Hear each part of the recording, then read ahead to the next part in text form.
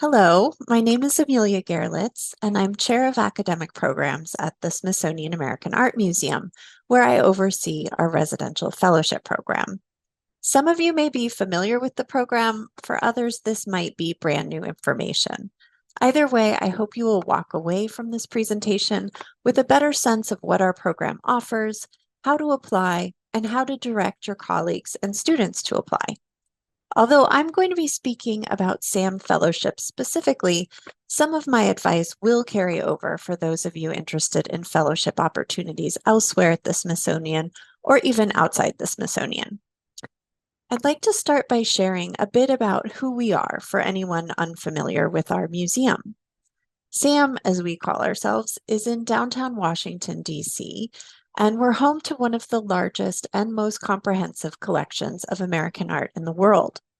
The collection spans the colonial period to the present, with areas of strength that include the Gilded Age and American Impressionism, American sculpture, and images of the West.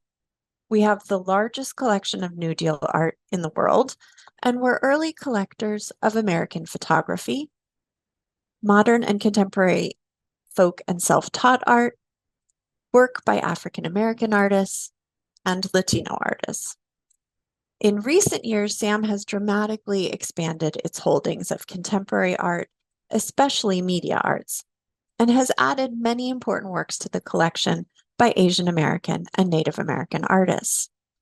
Our exceptional collection of modern and contemporary craft is housed in the Renwick Gallery, a branch of the museum that is located across from the White House. SAM and its Renwick Gallery are among more than 24 museums and research centers that make up the Smithsonian Institution. Most Smithsonian museums are located in Washington, D.C., but we also have sites in New York City, Virginia, Maryland, and Panama. Our museum's campus includes collections devoted to science, history, and art. The museums devoted to art focus on the arts of Asia, African art, modern and contemporary art and design, and American art, craft, and portraiture. As a global leader and trusted source on American art and craft, SAM actively fosters advanced research. We do this not only through our exhibitions and our publications, but also through the Research and Scholars Center, which has been described as the brain trust of our field.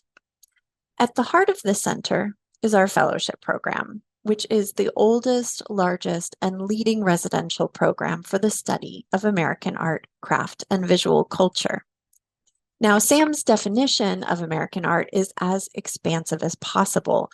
We welcome research on First Nations artists, immigrant artists, and even artists who just spent a couple of years in the United States but had an impact on our art history.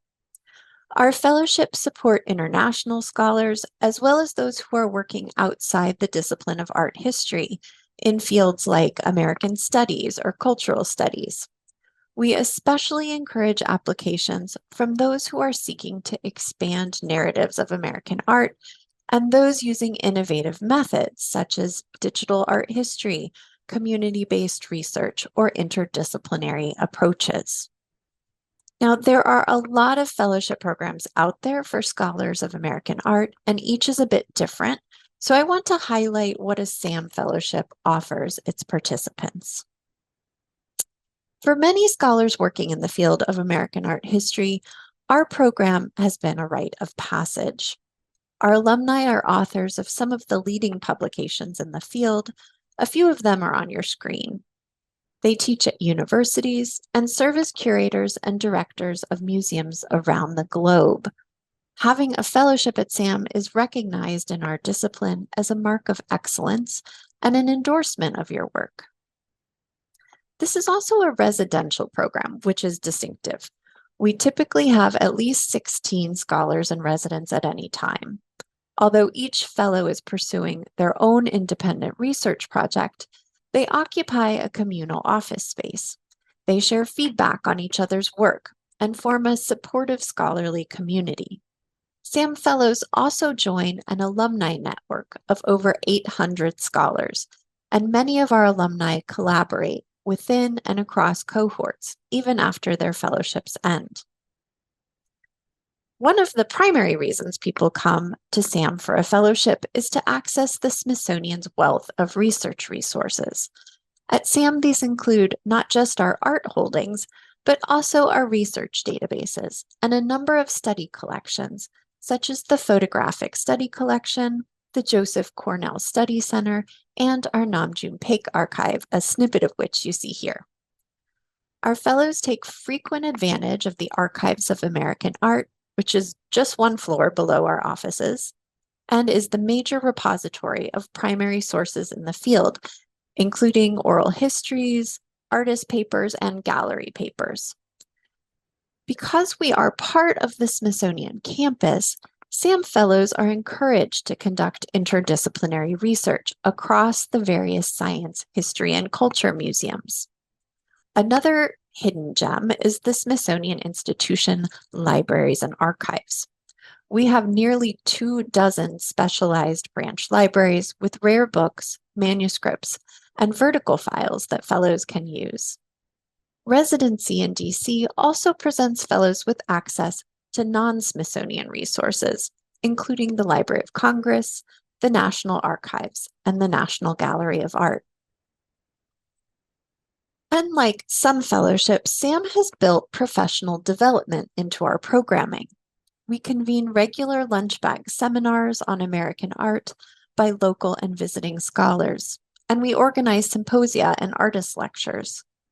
Our fellows attend specialized workshops on topics like scholarly publishing and museum interpretation, and they receive feedback on their work in monthly writing groups.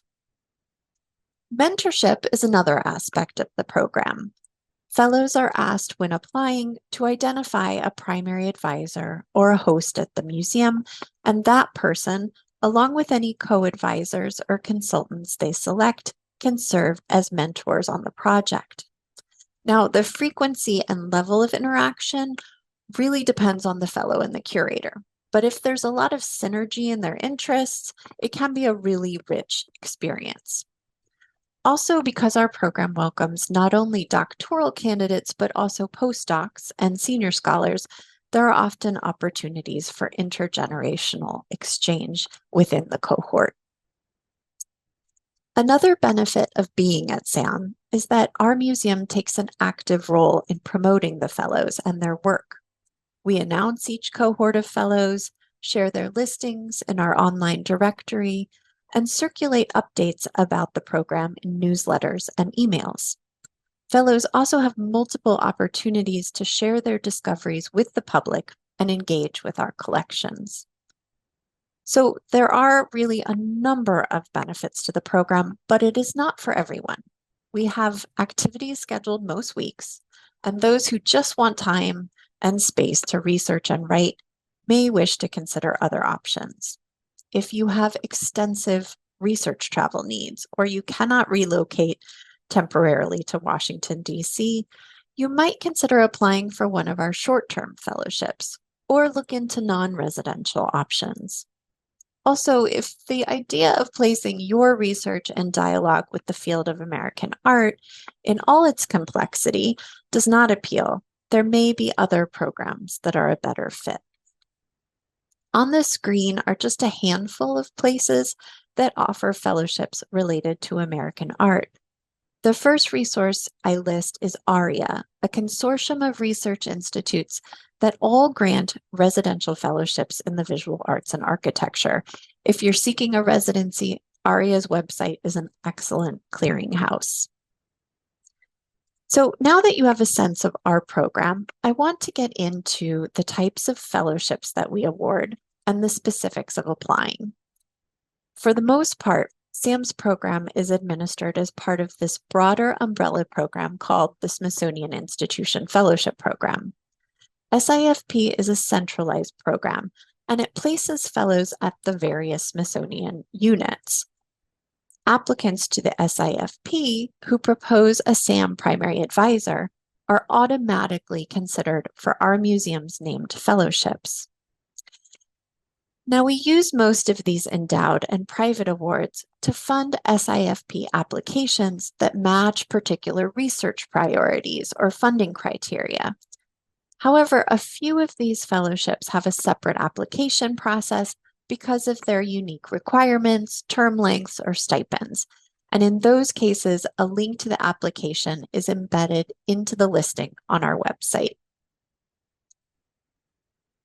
In addition to SIFP and SAM's named fellowships, there are a few other Smithsonian-wide fellowships that have their own application procedures and deadlines. You can find application information for these programs on the website of the Smithsonian Office of Academic Appointments and Internships at the link shown here. This slide shows just a few of the specialized fellowships that the Smithsonian offers, which are open to scholars working on art history and visual culture topics. They include fellowships for artists, international scholars, and art conservators, and we host many of these here at SAAM. The SIFP is open to applicants at the predoctoral, postdoctoral, senior, and even graduate student levels. For those who've advanced to candidacy, the predoctoral fellowship supports dissertation research and writing, and these fellows typically comprise the majority of each SAM cohort.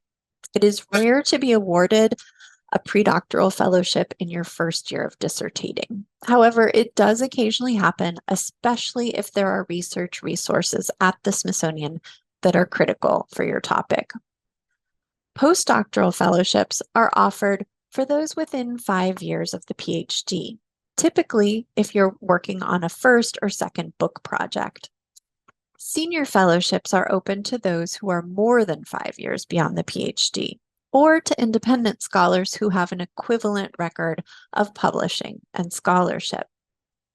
On occasion, the SIFP awards 10-week graduate fellowships to MA and PhD students who have not yet advanced to candidacy, but who have specific research projects that require access to Smithsonian collections.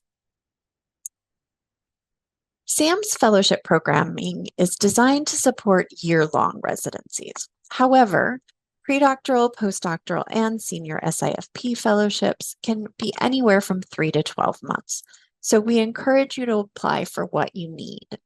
The awards committee will consider whether your dates in your proposal make sense in relation to your plan of work and the Smithsonian resources you list in your application.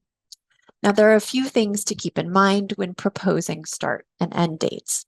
First, most year-long fellowships start on September 1st because all SAM fellows must conclude their tenure by August 31st of the following year. Second, you may wish to build a cushion into your timeline for Smithsonian onboarding and the processing of collection requests. 3, you may indicate in the proposal if the fellowship length you request is flexible, so the awards committee knows whether you'd be willing to accept a modified term. And 4, predoctoral fellowship should not extend beyond the date of your dissertation defense. Finally, if you can't relocate for 3 months, consider applying to one of SAM's short-term fellowships, which have their own deadline and application process available on our website. For SIFP fellowships, stipend levels are set by the Smithsonian's Office of Academic Appointments, and these are adjusted every few years. The current rates are posted on the SAM and SIFP websites. Depending on the fellowship, other allowances may be available. Predocs, postdocs, and senior fellows can apply for a research travel allowance that supports short research trips during your residency. For that, you need to submit an itemized budget as part of your application. Fellows of 3 months or longer are eligible for a health insurance allowance if they enroll in a Smithsonian health insurance plan. Fellows are also eligible for a travel allowance for relocation that is determined by round-trip airfare from where you're traveling. Smithsonian Fellows are expected to secure their own housing and cover all living expenses, including public transit fees, out of their stipend. Now, we recognize that it does take some advanced planning to find metro accessible housing in the region that will work on such a budget. And although the Smithsonian does not arrange fellows housing, we do offer some guidance and support. Because fellows are expected to work on site at least 3 days per week, it is recommended they secure full or part-time housing within easy commuting distance. Now, how to apply? There are 2 preliminary steps that are going to help you build a strong proposal. The first is that you want to identify a Smithsonian advisor or host and consultants. Applicants to the SIFP are paired with a particular Smithsonian unit based on the primary advisor or host that they've identified. So if you're working on a topic in U.S. art, craft, or visual culture, and you want to be based here at SAAM and its Renwick Gallery, you must identify a curator or historian from our staff to serve as your primary advisor. Now, you can propose a co-advisor or a historian from SAAM or any other Smithsonian unit, as well as several consultants from across the institution.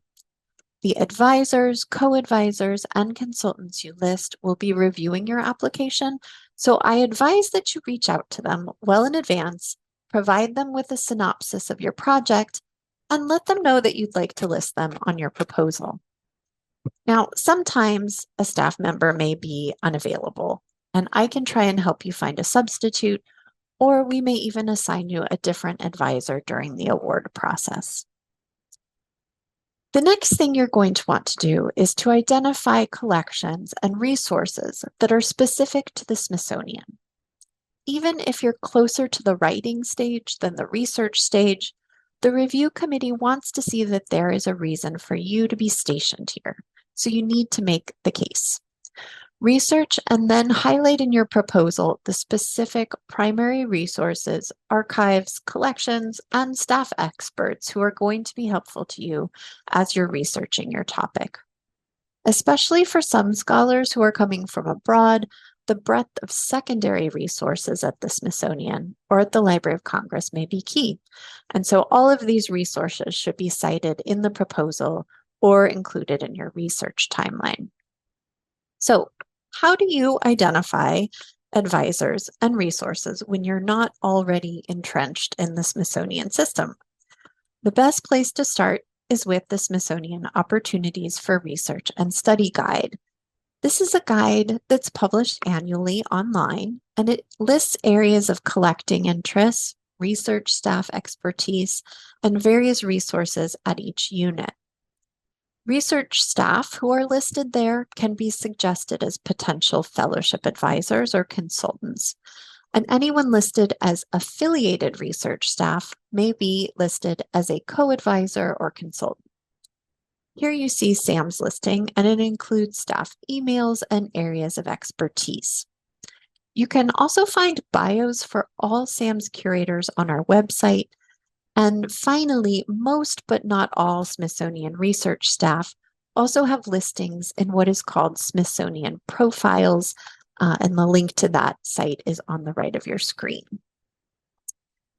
Now, to identify particular collections of relevance for your project, you might want to start with the Smithsonian Collections Search Center. This is a centralized online search engine that lists millions of objects, files, books, blog posts, and other records at the Smithsonian, and it's constantly expanding. However, it is not a comprehensive database. There are many Smithsonian collections that are only partially cataloged online, and very few of them are digitized. So just be aware of the database's limitations. The other thing to be aware of is that a record in the Collection Search Center is not the same thing as an object. Here is a search I did for Augustus St. Gaudens, and it turned up photos of artworks that are cataloged in SAAM's Inventories of American Painting and Sculpture database. But we don't own the actual artworks. They may be in private collections or even lost, but we do have the photographs. Another good place to search for collections are on the websites of Smithsonian museums. Now, not all Smithsonian museums' collections are online, but many have highlights And SAAM's collection is entirely online, and I show you that page here. The Smithsonian Libraries also has records for its book and manuscript collections, as well as its vertical files, which are a great resource for researchers.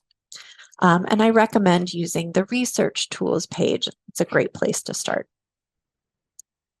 The Archives of American Art website has collection descriptions, finding aids, and a lot of digitized items. But please note, applicants who require access to undigitized collections are probably going to be given some priority for funding when it comes to fellowships.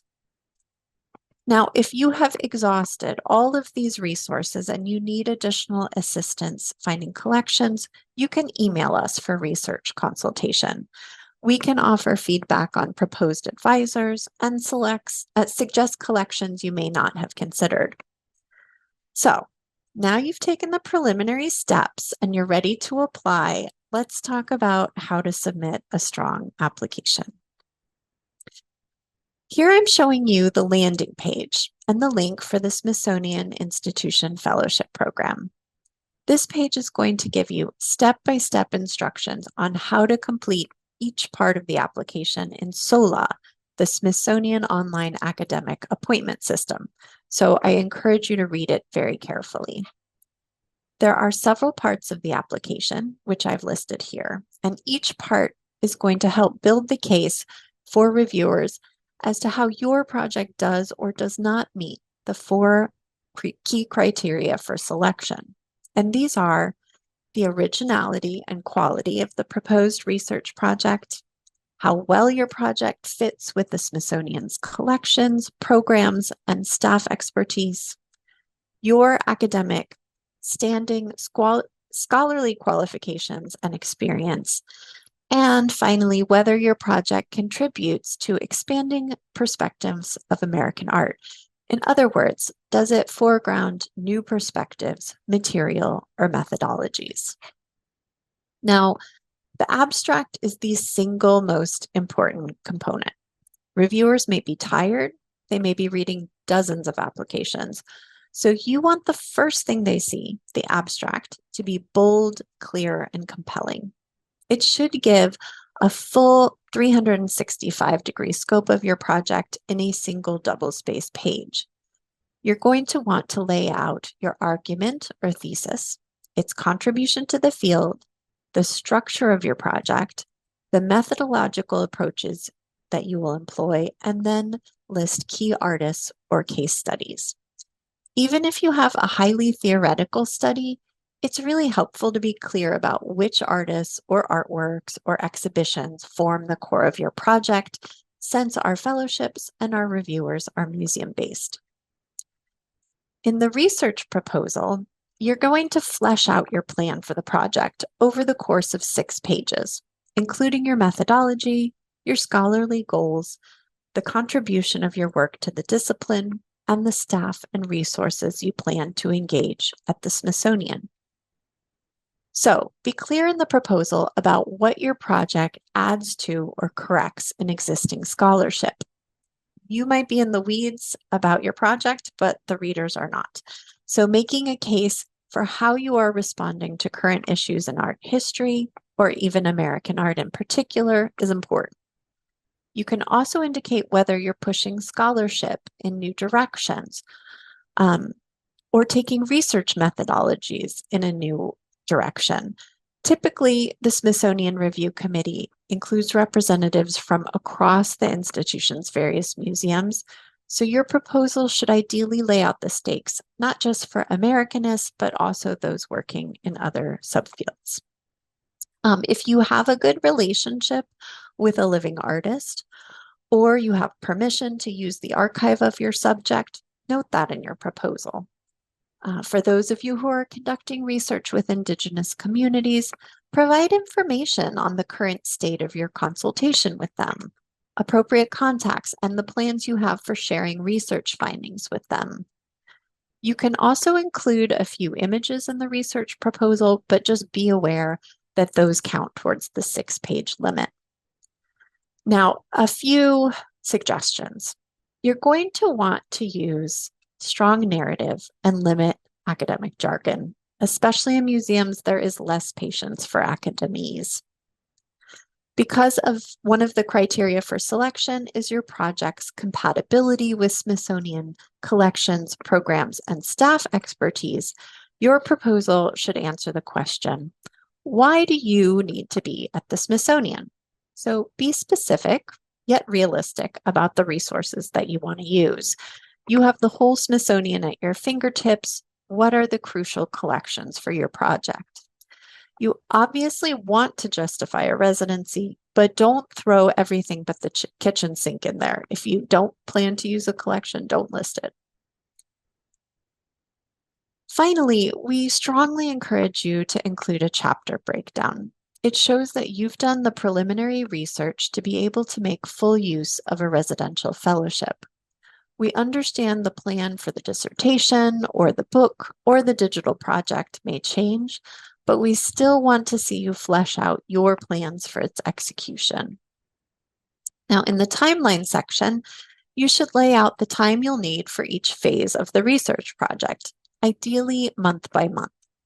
You can include major research trips, note deadlines you have for drafting chapters, indicate months that you're planning to see archival resources or focus on writing. Here is a snapshot of a timeline from one of our successful applicants, just to give you a sense of what they look like. Now, make sure that your timeline is realistic.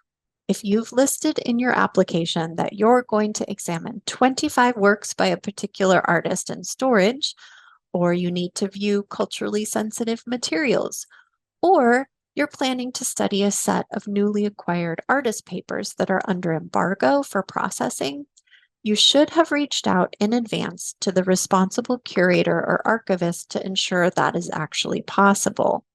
Some collections may require up to 6 months' notice to access, so just plan ahead and review the protocols listed on each collection's website or in the archival finding aids. The budget section is where you will itemize the cost of research travel, equipment, or other research expenses, but do not include relocation. A few caveats: we don't fund research assistance.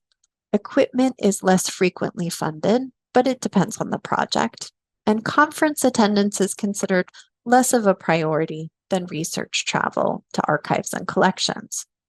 We also encourage SAAM fellows to limit their time away to about 3 weeks or less at a time if possible. In the bibliography, you'll list sources most relevant to your project. Make sure your bibliography is up to date and reveals a firm grasp of your subject area.